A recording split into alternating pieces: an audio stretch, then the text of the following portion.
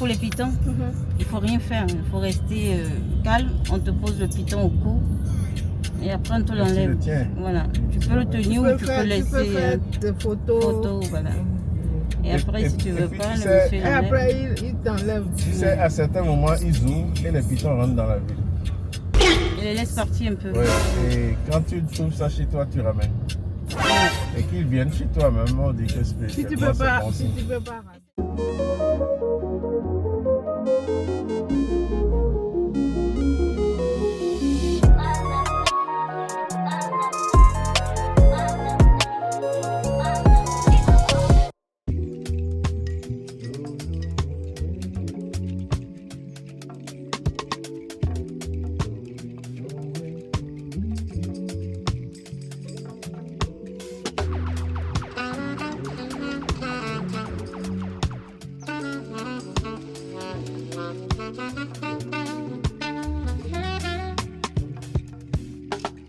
Après 40 km de Cotonou, soit environ 1 heure de route, nous nous retrouvons au cœur de Ouidah.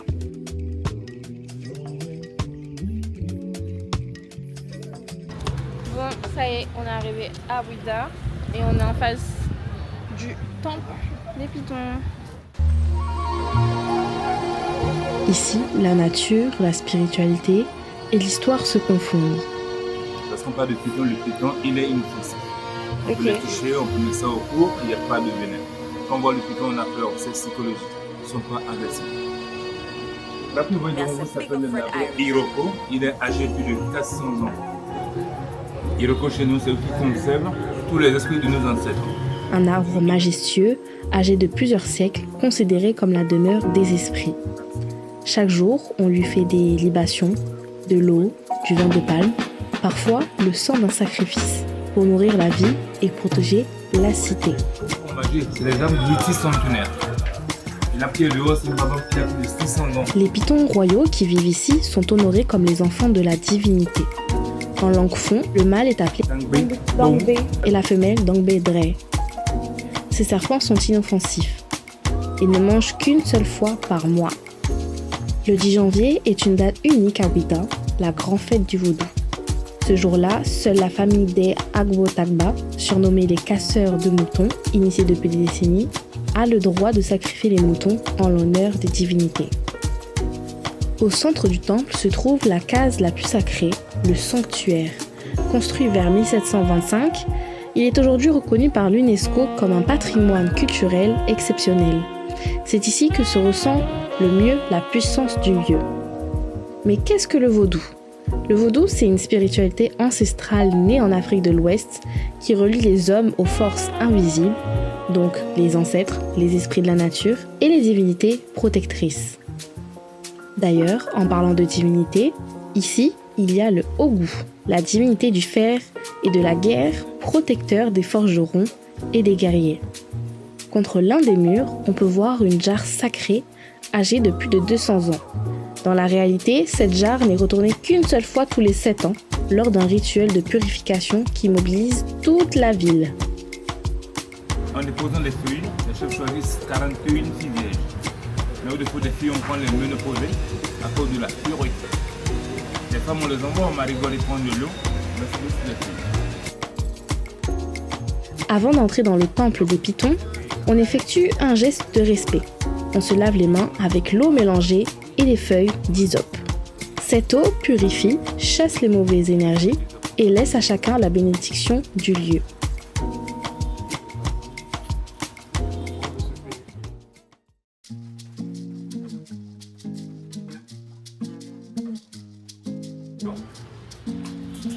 On voit bien sous mon visage, il y a des poissons d'ici. Ouais. Mais pour les pitons, c'est des trous perforés. Regardez bien au niveau de la mâchoire. Il y a des trous là, 5 trous à côté de chaque côté. Ouais. Ça fait les 10. C'est pour identifier le piton. Ok. Bon, le piton, il est humide, il est frais. Tu touches pour voir. Touche pour voir. Il y a tout. Voilà. Oui. Bon, ça va. Ça va. Prendre les mains, prendre les mains pas au cou. Non, ça va, ça va. C'est dans les mains. Donne l'appareil. Tendez-moi les mains. Là, vous. Tu restes ici devant.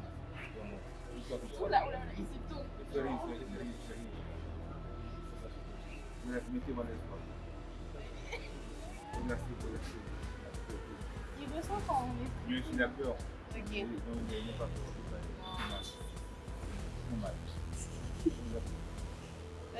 Ça va? C'est bon? On va faire coller avec ça. Joli collier.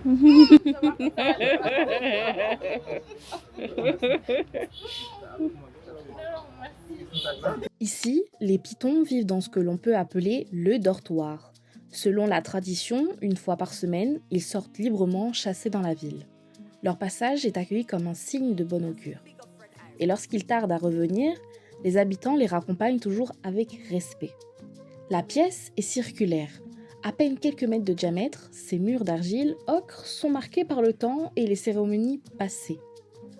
Tout autour, de petites cavités abritent près d'une cinquantaine de pitons royaux. Ils mesurent entre 1 et 1,50 m. Au centre, les fidèles et les visiteurs formulent des vœux, des prières et déposent une offrande simple ou précieuse en signe de gratitude envers la divinité. Sur les murs, une fresque circulaire retrace la mémoire du temple. On aperçoit des dignitaires, des prêtresses, des chefs suprêmes du vaudou et surtout la déesse des pitons. Ce lieu rappelle que ce n'est pas seulement une maison pour les serpents, c'est un sanctuaire vivant au cœur de la spiritualité de Ouida. Qu'est-ce que vous pouvez dire à ceux qui ont peur, surtout des pitons? Tout ce que moi je voulais dire, de venir découvrir la réalité du serpent. Parce que quand on entend le mot serpent de loin, on a toujours peur. Oui. Jusqu'à présent, quand on voit le python de loin aussi, on a peur. Et quand tu venez toucher d'abord pour voir la vérité, il y a toujours une différence entre les serpents. Les deux ne se mélangent pas. Donc vous voyez la différence de Séba. Séba c'est la vipère, mamba vert, des bois, anaconda. Donc ça que lui, c'est très venimeux. Quand on voit, on le tue. Mais ceci, il est très calme. Il ne se pas pressé, il est lent. Quand tu le vois dans la nature, il se fait une boule, quoi. Il se protège lui-même. Il ne fait qu'une grimace. Seulement quand tu penses, il ne faut pas lui faire du mal.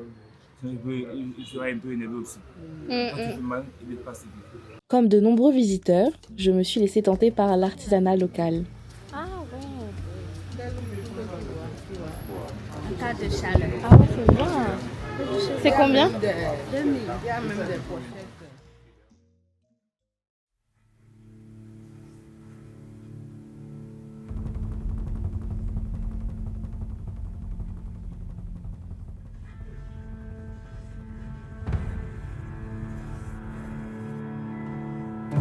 Direction une route chargée d'histoire, la route des esclaves. C'est par ce chemin qu'étaient conduits durant des siècles des milliers d'hommes, de femmes et d'enfants arrachés à leur famille. Ils étaient destinés à la déportation. Longue de 4 km, elle relie la place Chacha, ancien marché aux esclaves, jusqu'à la plage où se dresse aujourd'hui la porte du non-retour. Enchaînés, ils quittaient le cœur de la ville pour être embarqués de force sur les navires en partance pour les Amériques. Un lieu de mémoire, aujourd'hui qui invite à se recueillir et à ne jamais oublier la tragédie de la traite négrière. Ouida a beaucoup changé en quelques années, les routes sont modernisées et de nouvelles structures émergent. Elles accueilleront prochainement le Vaudou Day, une grande célébration du culte vaudou organisée chaque mois de janvier.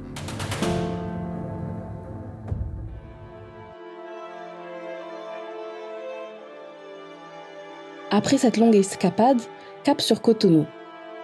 Une pause plus légère s'impose autour d'un repas aux saveurs du Bénin. Je vous présente l'igname pilé avec sauce arachide.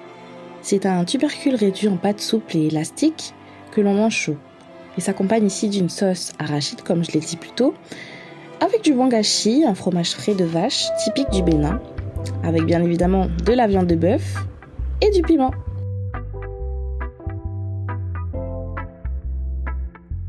Et c'est sans transition que je vous dis à la prochaine avec mon bubble tea.